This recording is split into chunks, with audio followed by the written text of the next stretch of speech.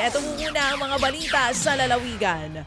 Nahaharap naman po ngayon sa patong-patong na kaso ang lalaking ng hostage.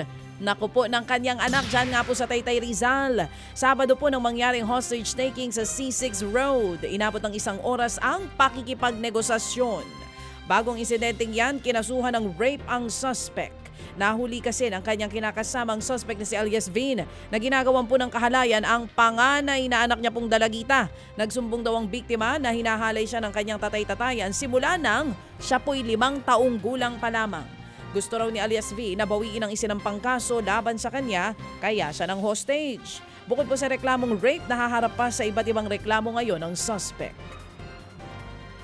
Sa Rodriguez Rizal naman, patay ang isang siklista matapos po siyang barilin ng dahil sa away kalsada. Sa dashcam video, kitang sinusugod ng biktimang si Toto Garcia ang hinahabol niyang lalaki na si Junjun Rodriguez. Papaluin niya sana ito ng tubo pero nabaril na siya bago pa man makalapit.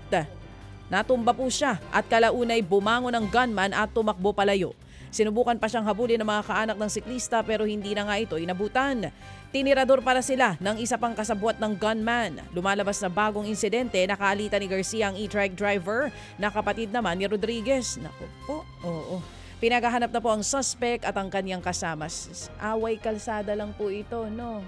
Na nauwi nga po sa barilan o parang nagkasanggian daw yata. Kaya po mga kapatid, pagka po ganyan na hindi po natin control kung sino po mga makakasalamuhan natin sa kalsada, haba po ng pasensya. Pag umiinit na po ang ulo, hinga po ng malalim para hindi po mauwi sa mga ganyan, yung po mga insidente ng away sa kalsada po mga kapatid. Samantala, sa iba pang mga balita, higit 100 bahay ang natupok sa 2 magkahiwalay na sunog dyan naman po sa Cotabato City. Unang nasunog ang 100 bahay sa Barangay Poblacion 7 sa nasabing lungsod. Makalipas pong 5 oras, nagkasunog din sa Barangay Rosario Heights. Iniimbestigahan pa kung anong pinagmula ng 2 sunog. Nananatili naman sa evacuation center ang mga apektadong pamilya.